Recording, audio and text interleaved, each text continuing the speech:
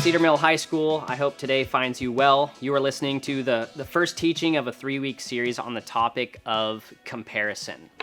We believe that when Jesus came into this world, he actually gave us this worldview or an understanding of a kingdom, a new kingdom that we're invited to live in and among. And as Jesus lays out this new way of being, he laid out a vision of what it looks like to flourish as a human being.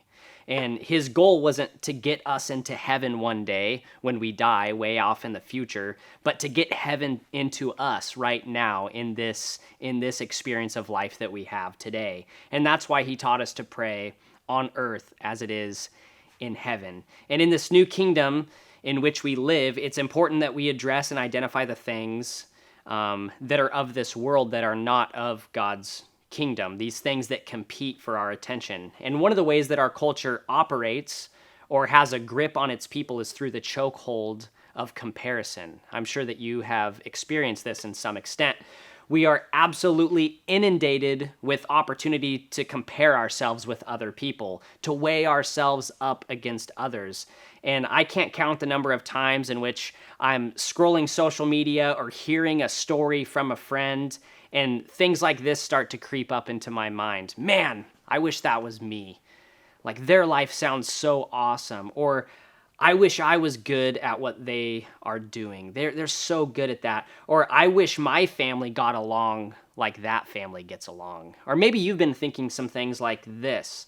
I wish my parents would let me be around my friends during COVID, because those people get to be around friends. How come I don't get to be around friends? Or I wish my report card was like that person's report card. Like I'm at this level, and you're comparing yourself. Maybe you're like, look at that person's car, or look at their clothes, or look at their lifestyle, or look at how look how joyful their personality is, and look at how I am. Like, I can't measure up. I can't even compete with those types of people. It's so easy to live in kind of a constant state of defeat or discontent when we measure ourselves up to the people next to us. And let me just say, it's really difficult to live into this new kingdom or this worldview or this way of life that Jesus invites us into when we're so concerned about the life that other people are living and whether or not we measure up with the life that they are living right now. So that begs me to ask a question. When are you most tempted to believe that their life is greater than my life? When do you measure that up? When are you asking yourself that question? Their life is greater than my life. This whole comparison problem for you, it might be a very blatant thing where you're thinking they're better than me. Or it might just be a very subtle thing. Sometimes it happens very subtly for me, kind of in the back of my mind, but we're all tempted at some level to measure ourselves up against other people. And I believe that if we're not careful, this way of life, this way of comparison, it will rob us from the abundant life that Jesus had in mind for you and I. He has so much more for you and I than the grips or the strongholds or the chokeholds of comparison. He's come to, maybe some of you heard this, he's come to set the captives free. And I think a lot of us, we have been captive to comparison for far too long. Theodore Roosevelt famously penned this phrase, you may have heard it: comparison is the thief of joy. Comparison is the thief of joy. In other words, a joy-filled life must fight against comparison. Like, if you want to ruin something really, really good in your life, compare it to something else. Compare it to someone else, right? It's the fastest way to rob what Jesus had in mind, or what he had intended for good in your life.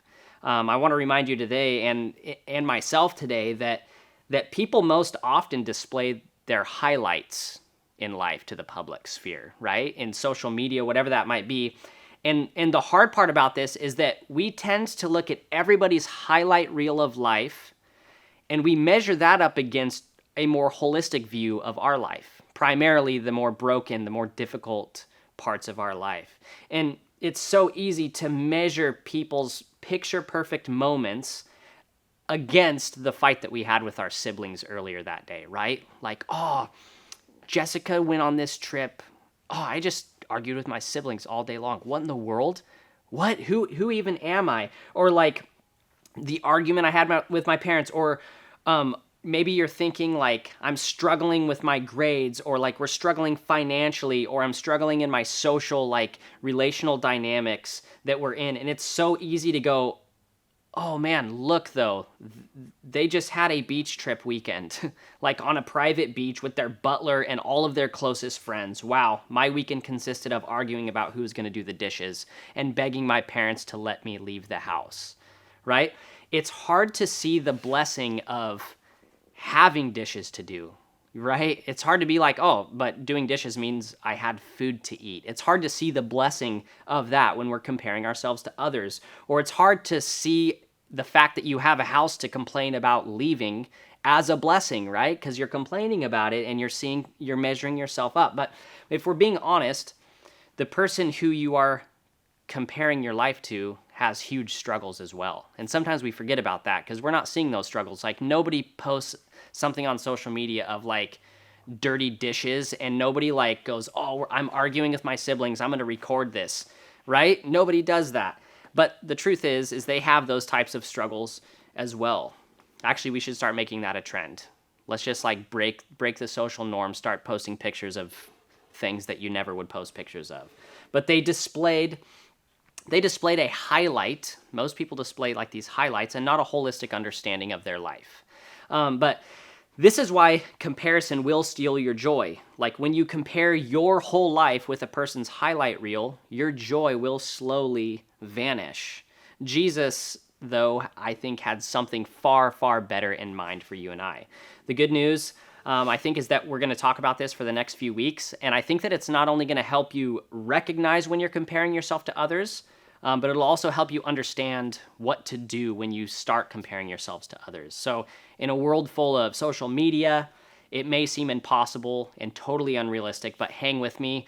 I think that we may be surprised at how much actually is possible if we pursue this kingdom that God has in mind.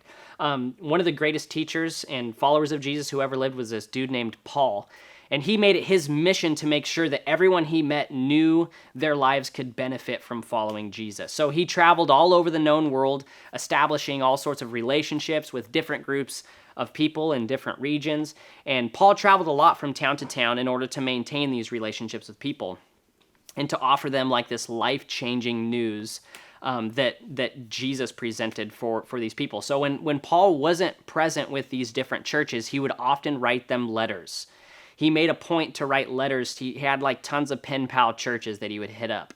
And you could say that it was his version of staying connected like on Instagram or Snapchat or whatever that is. So in these letters, Paul was known for being pretty direct. He was like a very, very direct person. He was passionate about following Jesus and leading others to do the same. And while everything Paul did was out of love, it's likely that sometimes people felt like they were being called out in areas. I don't know if you've ever called anybody out, but sometimes it's not received super well. So in response, they did what a lot of us do. They lashed out. Have you ever done that? Have you ever lashed out when somebody exposed you or called you out?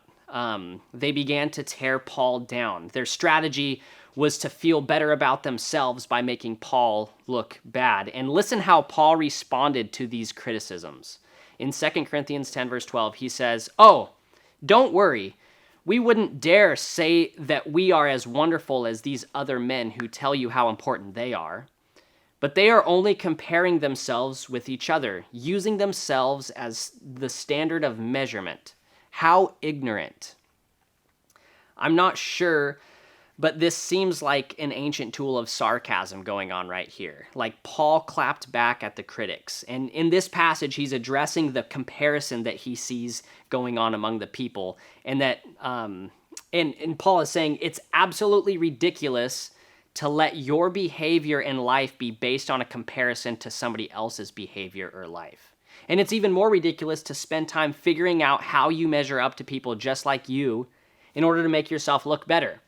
So if I were to sum things up, Paul is basically saying this. Hey, look, comparing any human to another human is an ignorant idea, and at the end of the day, it makes you look really silly.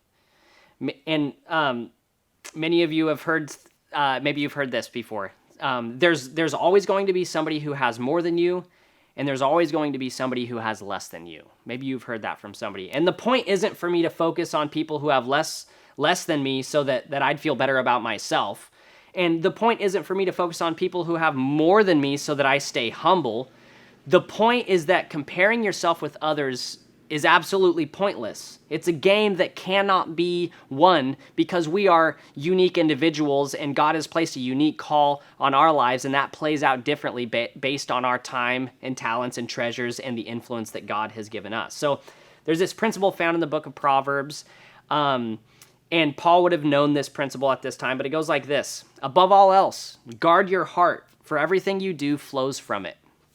Solomon, the man who wrote this principle, he was passionate about how important it is to guard your heart.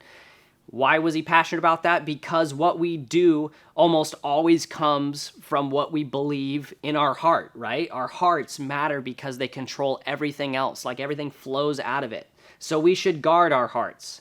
And the opposite, one of the quickest ways to destroy our hearts is to compare it to something else. Like I said earlier, the quickest way to ruin something good is to compare it with something else.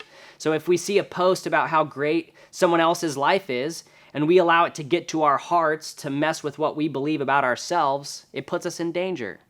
If it makes us feel less than or worthless, it's like an attack on the heart that can ultimately mess with our whole lives if we are not careful. The main point here is this: don't compare your worth with their posts. Don't compare your worth with their posts. Don't look at someone else, assume that their life is perfect, and conclude that your life is no good because in that moment it doesn't look like their life. Don't make a decision about how you look or don't look based on someone else's picture. Like a picture that was most likely taken 30 times, filtered, like light just right, edited, you know what I mean? Don't measure your whole life. Don't make decisions about your worth based on how you see or perceive other people. Which, I mean, that sounds really great. Like, just don't do this. It's that easy. It's not that easy. How do we actually fight the temptation to allow comparison to rule or affect our lives? How do we guard our hearts like Solomon wisely suggested? It may not be easy, but it starts with the word that Solomon uses, which is guard. In other words, set some boundaries for what you see and what you allow your heart to participate in. Like sometimes the best thing that we can do is set up a guardrail. Like I can be on social media for this long, but after that, I usually start comparing myself. So I'm going to put up a guardrail. If something messes with you, or destroys how you feel or gets to your heart in a bad way, one of the ways that we learn how to guard ourselves is by paying attention. Pay attention to that feeling and step out of that situation and give yourself a break. You guard your heart here's some examples, when you guard your Instagram. Who are the people? Pay attention to how that affects you. Who are you following? How is that affecting the rest of your day or your mindset? Guard your Snapchat. Maybe you have TikTok. Guard your TikTok.